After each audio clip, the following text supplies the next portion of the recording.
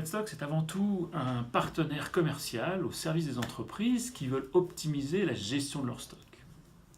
En fait, l'enjeu des sociétés performantes est de répondre à la croissance des ventes qui nécessite d'avoir un stock de produits toujours plus important.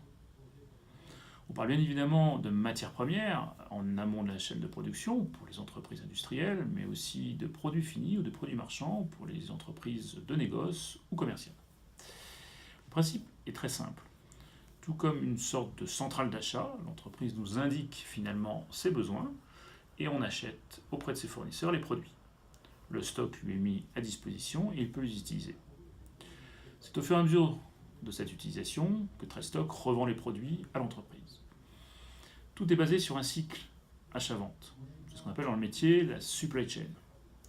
Cette nouvelle façon d'optimiser ce cycle ou d'externaliser son stock est très innovant. Ça correspond à un besoin énorme des entreprises, et ça dans tous les secteurs économiques. Alors, pour permettre d'acheter les stocks de nos clients, TradeStock a besoin d'une trésorerie importante et surtout disponible. Pour y répondre, je dirais la première source de financement sont nos fonds propres. La seconde est beaucoup plus classique, bien évidemment, c'est faire appel aux banques, voire aux sociétés de facturage. Aujourd'hui, avec des intervenants comme les entrepreneurs, nous pouvons aussi utiliser un nouveau canal de financement, un canal dit alternatif, comme les plateformes donc, de financement participatif. Ça fonctionne très bien, ça apporte aux investisseurs, mais aussi aux emprunteurs beaucoup d'avantages. Rapidité de communication,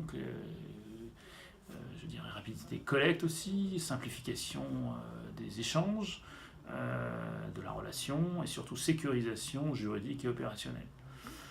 Ce nouveau système de financement est destiné à l'économie réelle et je crois que ça correspond bien à TradeStock puisque les investissements qui sont faits sont là uniquement pour acheter des stocks de nos clients et donc répondre à un besoin d'optimisation de la supply chain d'entreprises qui sont performantes.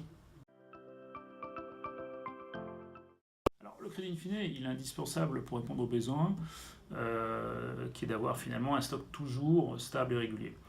Le système, il est basé sur la rotation des stocks. Il est induit par le rechargement des produits, par l'achat auprès des fournisseurs, en fonction finalement des ventes qui sont faites tous les mois aux clients.